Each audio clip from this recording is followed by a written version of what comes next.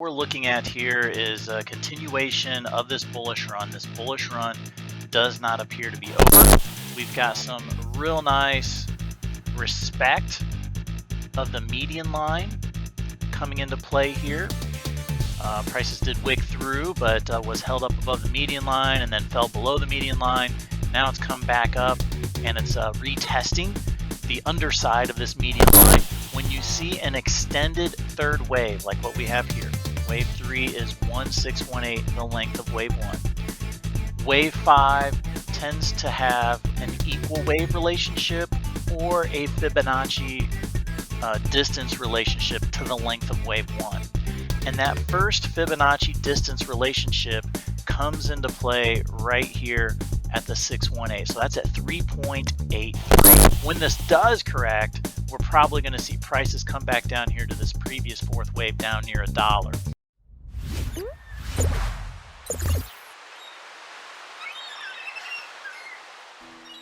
Hi traders, Jeremy here with See the Waves, and welcome to this video. We're going to talk about the Elliott Wave analysis for Cardano. Its ticker is ADA. And basically what we're looking at here is a continuation of this bullish run. This bullish run does not appear to be over. On this daily chart from the March 2020 pandemic low, we've got a 5-wave move higher. And as we'll show in a bit, I think this 5-wave move higher is still incomplete. Now, if we compare Cardano to Bitcoin, so if we pull up a chart of Bitcoin and if we scroll back to the 2018 high for both of them.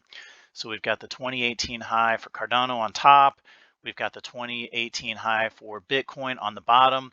One important thing that I want to point out to you is that the March 2020 pandemic low is treated differently from an Elliott Wave perspective on both of these markets. So from Bitcoin, we are looking at a impulsive wave, 1, 2, and the March low was wave 2, and that we topped in 2021 in wave 3, and that we're going through a wave 4 now, and that we're getting ready to progress higher in a wave 5. Well, for Cardano, it bottomed at a lower price point in March 2020, and so therefore it is accelerating higher. It's trying to play catch up to Bitcoin. Bitcoin is a little bit more advanced in its Elliott Wave count than Cardano is. And so that's why we've seen these monster moves in Cardano. It's trying to play catch up to Bitcoin, whereas Bitcoin is going through a large fourth wave now. Once Cardano does top out, then it's going to go through its large fourth wave, which Bitcoin is going through now, if that makes sense. So, so Cardano's a little bit behind on Bitcoin. Whatever we see Bitcoin doing, we'll probably see Cardano doing something like that months into the future. So said another way, Bitcoin's going through a large fourth wave now, which means there will come a point in time Cardano is going to go through a large fourth wave, but we're not there yet. Okay, let's get back to the Elliott Wave count here for Cardano. And what I want to highlight to you as well within this daily chart, we've got a real nice symmetry. We've got real nice harmony on these waves to the upside. So for example, if we pop in an Elliott Wave channel, and if we connect the end of wave 2, connect the end of wave 4, pop that along the top side of wave 3, you can see we've got a real nice rub along the top side of that channel. We've got some real nice respect of the median line coming into play here. Prices did wick through, but was held up above the median line and then fell below the median line. Now it's come back up and it's retesting the underside of this median line.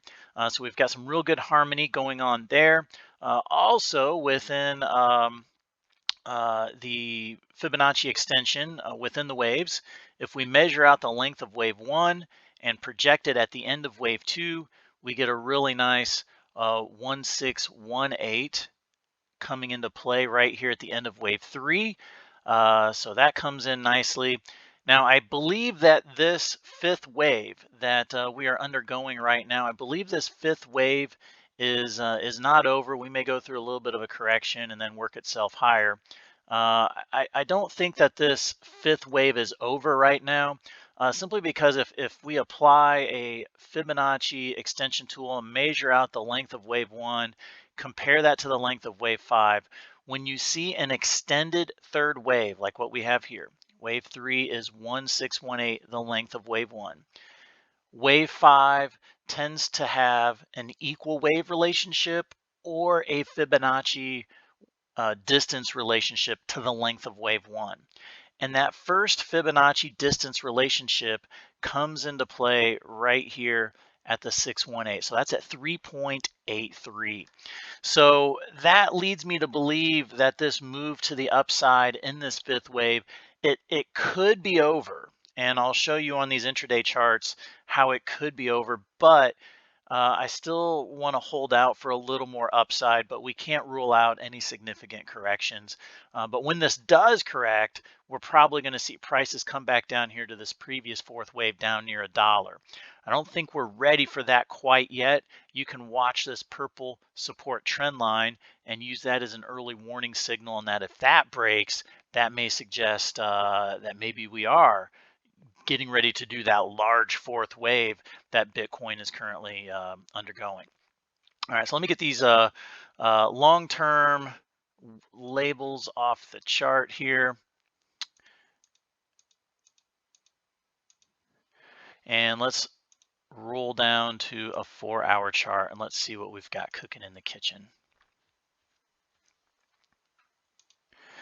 Okay, so on this 4-hour chart, this is how I'm looking at this wave count.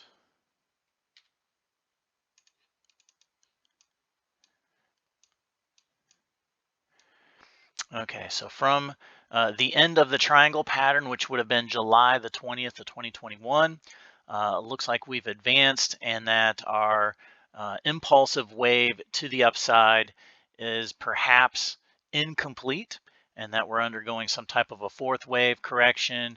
And then we'll see a fifth wave push into higher levels, possibly into that upper threes that I discussed with you on that daily chart a moment ago. We've got some real nice subwaves taking place here within this extended third wave. As a matter of fact, we even have some wave relationships taking place where we've got this third wave, which is close to 2.618, the length of wave 1. And then also within the subwave here, we've got wave 3, which is 4.236, the length of wave 1. So we've got some good harmony going on, not only within the waves on the daily chart, but within the waves that have been taking place since July. And when we count out the waves, we can count them out like this. That suggests there's still another pop to come that may push up, into the high threes, maybe give a handshake to the 4 level. But I do want to also share with you an alternate count that suggests there may be a deeper correction underfoot now. Now, this is not going to be a complete washout to the downside, but a deeper correction that could take us back down into the mid ones. And for that wave count, let's go ahead and let's put different wave labels on the chart. So we've got a completed impulse wave to the upside. We've got our wave extended wave 3 with real nice subwaves in place as well. Now this is a completed impulse wave from the triangle low on July the 20th. And so what happens after you complete an impulse is a lot of times you're going to see a retracement back to the previous fourth wave. Now, the symmetry within this impulse wave, the harmony is really nice because when you have an extended wave 3, a lot of times you're going to see that previous fourth wave, which is this guy right here. You're going to see that previous fourth wave come back and retrace to the 38 get subdivided. That whole impulse would be subdivided at that previous fourth wave, which is at that 38% level. And so we've got real nice harmony coming in on this. And so therefore what we might see is we might see a bit of a correction taking place that would take us down here, maybe to that 382 or possibly even lower to the 618. And what happens after a completed impulse wave is many times you get a minimum retracement back down to that previous fourth wave low. We could also see a 618 come into play, maybe even a 786. So we're talking into the mid ones if this is the wave count, and we would see prices begin to fall apart here pretty soon if this was the case. But at the end of the day, a move down to the mid ones would just simply be a wave two. So we'd have this being a wave one, a correction down here as a wave two, and then another impulse wave unloading higher in a wave three. Now, this wave count that I'm showing you on my chart right now, this would carry us much higher than 4. This would carry us possibly up into the $7 and the $8 per coin range. So that's all I've got for today. If you like what you're seeing here, go ahead, give us a subscribe, give us a like down below. Feel free to leave your comment as well. If you're looking at any other wave counts, feel free to discuss those as well. And I want to wish you all the best of luck in your trading.